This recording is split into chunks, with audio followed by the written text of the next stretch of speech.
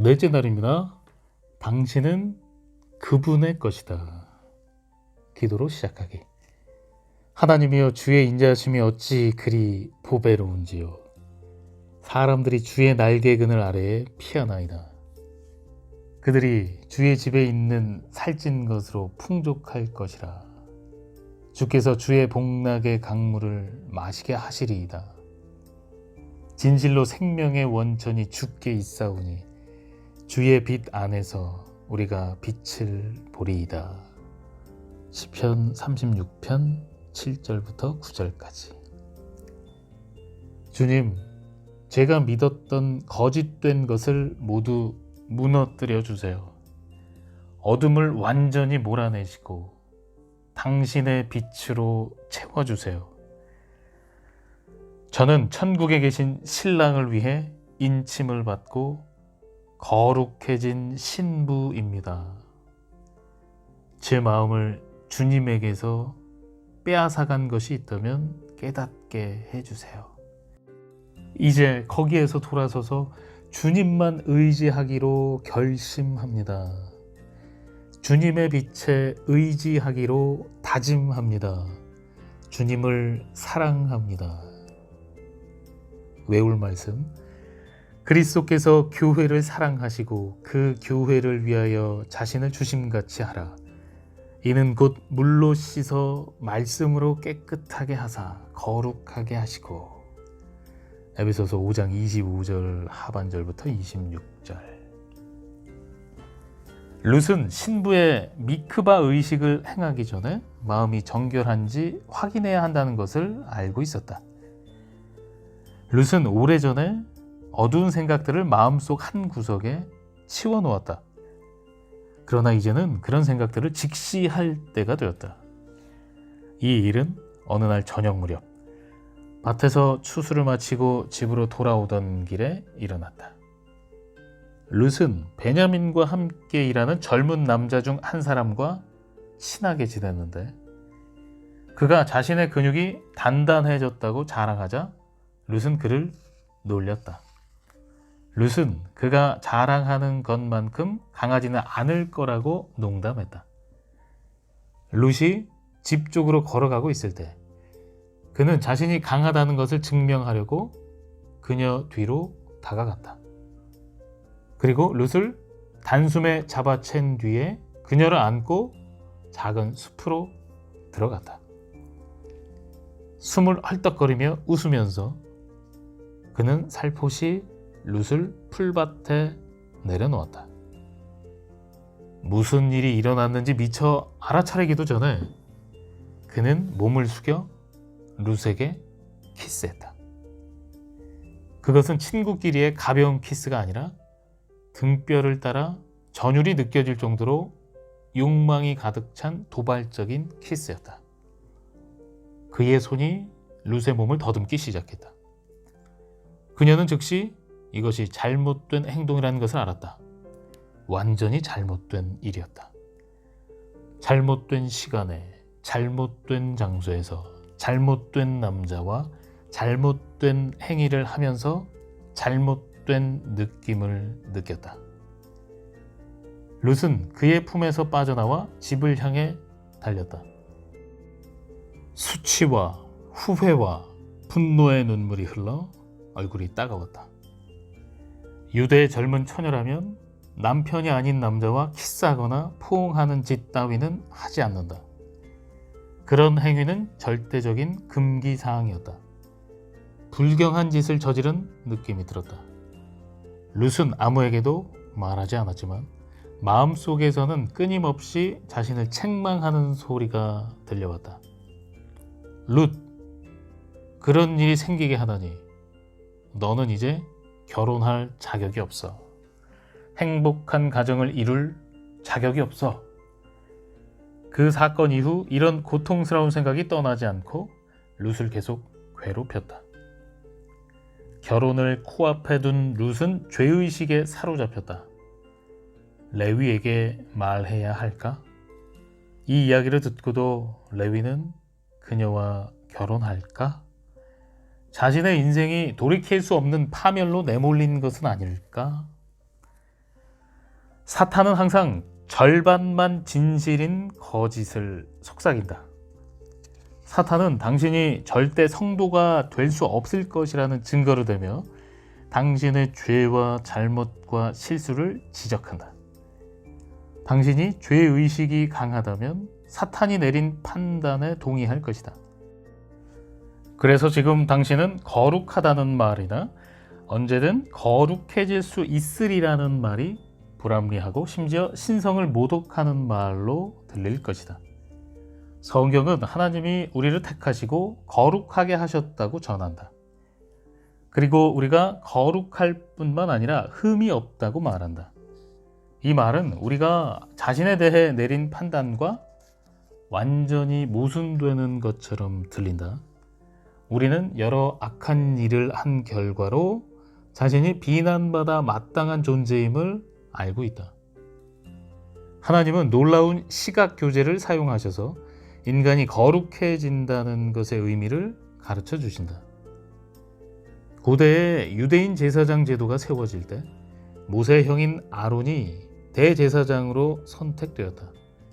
그리고 그의 계보에서 태어난 후손은 모두 제사장이 되었다. 아론은 완벽한 사람과는 거리가 멀었다. 성경은 이스라엘이 우상을 숭배하게 이끌었던 아론의 끔찍한 죄상을 분명하게 기록한다. 그러나 거룩한 사명을 실행하기 위해 아론은 다른 사람과 구별되어 특별하고 신성한 생활 방식을 지키며 살았다. 이것이 아론이 거룩하다라고 불린 이유다. 아론은 하나님께 바쳐진 거룩한 사람이었기 때문에 특별한 정결 의식을 지키며 특정한 음식을 먹고 따로 성별된 의복을 입어야 했다.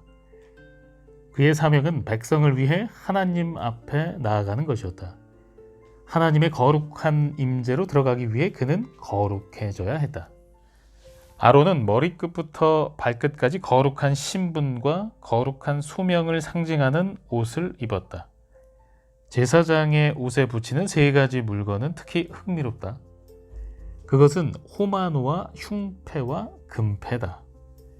아론이 여호와 앞에서 이스라엘 아들들의 이름을 두 어깨에 맨 것처럼 호마노는 제사장의 임무가 백성의 짐을 두 어깨에 짊어지는 것임을 늘 기억하게 해주었다. 아론처럼 당신도 거룩한 사명을 받았다. 그리스도인은 아론이 이스라엘 자손을 위해 했던 것처럼 짐을 져야 한다. 우리는 기도할 때 우리 육신의 자녀와 영적인 자녀를 주님 앞으로 데려가기 위해 중보하는 짐을 짊어지는 것이다. 흉패는 제사장의 호마노 견대와 비슷한 기능을 했지만 그것보다는 좀 더 확장된 기능이 있었다. 자녀를 키우는 엄마에게 이 성경 구절은 특별한 의미로 다가갈 것이다. 아론이 판결의 흉패를 달고 여호와 앞에 나아갔다는 것은 자신의 두 어깨와 가슴 위에 이스라엘 자손을 같이 데리고 갔다는 것을 상징한다. 그것은 당신도 기도할 때 자녀를 주님 앞으로 데려가야 한다는 것을 의미한다. 자녀는 하나님의 거룩한 빛에 비추어지고 환하게 드러나 찬란한 광명을 발하도록 당신이 지탱해 주어야 할 정교하게 세공된 귀중한 보석이다. 색상이나 세공, 디자인이 제각각 다양하지만 모두 아름다운 보석이다. 귀한 원석을 보석으로 만들려면 열과 압력을 가해야 한다. 대제사장이 흉패 안쪽에 넣어 하나님의 뜻과 판결을 결정하려고 사용하는 특별한 보석은 우리가 기도할 때 하나님의 뜻이 자녀의 삶에 이루어지도록 제사장다운 기도를 해야 한다는 사실을 상기시켜준다. 어쩌면 자녀를 위해 기도하는 것은 하나님이 자기 아들의 형상대로 자녀를 빚으실 때 그들이 하나님의 열과 압력을 체험하게 해달라는 뜻이 될 수도 있다. 그런데 그런 열 처리 과정에 하나님이 당신을 사용하시더라도 놀라지 말라. 하나님이 내리신 정의에 따라 거룩해진다는 의미가 무엇인지 이해되기 시작했는가? 베드로전서 2장 9절에 따르면 당신은 택하신 족속, 왕같은 제사장, 거룩한 나라, 하나님의 소유된 백성이다. 당신이 기도로 당신의 삶을 드림으로 그리고 하나님께 완전히 순종함으로 당신의 어두운 삶에 빛이 비치도록 하나님은 당신을 구별하셨다. 당신에게는 거룩한 목적이 있다. 거룩으로 부름받은 것이 완벽한 삶을 살아야 한다는 뜻은 아니다. 뛰어난 재능이 필요한 것도 아니다. 과거에 흠 없이 완벽하게 살지 않았어도 상관없다.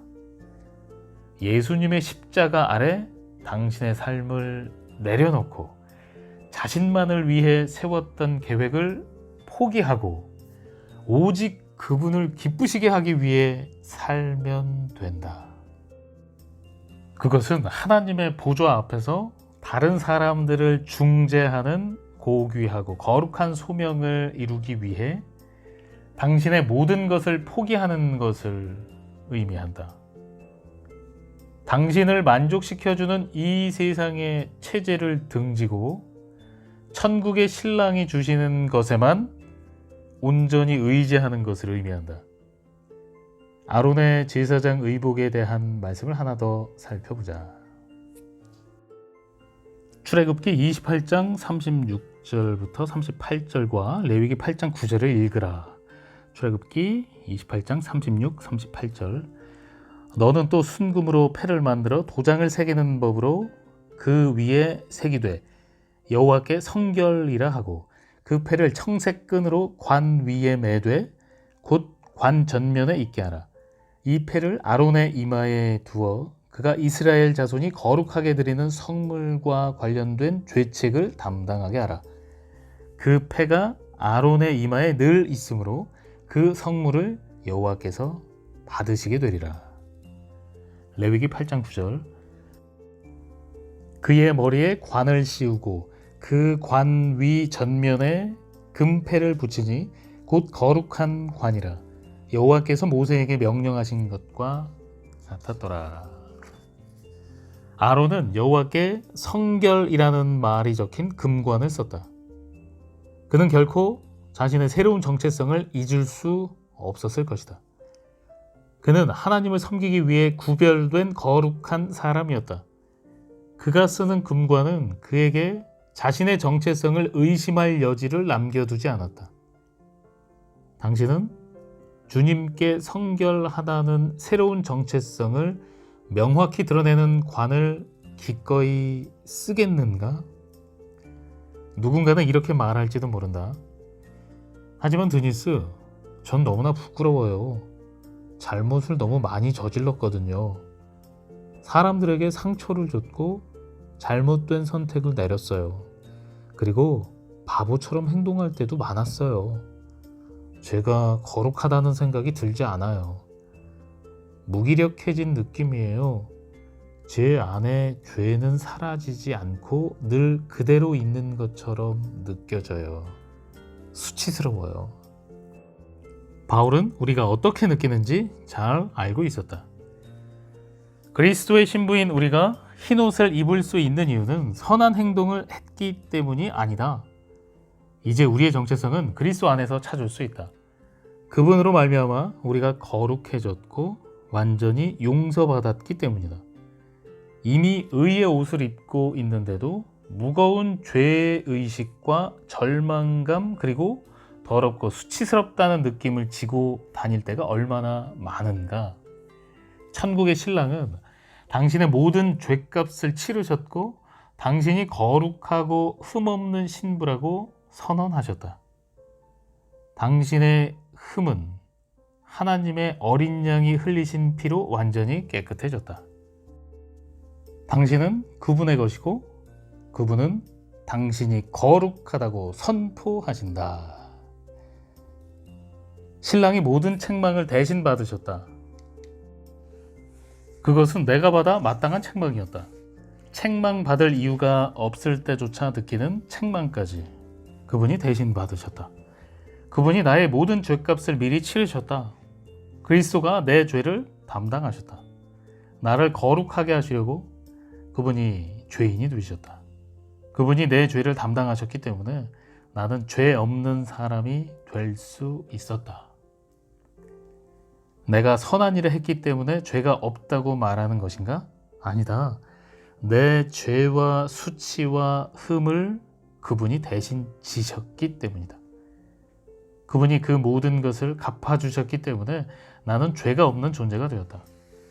나는 하나님의 살아계신 아들인 주 예수 그리스도의 거룩하고 흠없는 신부다. 나는 그분의 목적을 위해 오직 그분만을 위해 구별된 존재다. 그리고 나는 그렇게 살고 싶다. 그리스도의 신부인 당신을 찍은 사진의 제목은 아마도 이럴 것이다. 그녀는 귀히 쓰는 그릇이며 거룩하고 주인이 사용하기에 합당하며 모든 선한 일에 예비된 사람이다.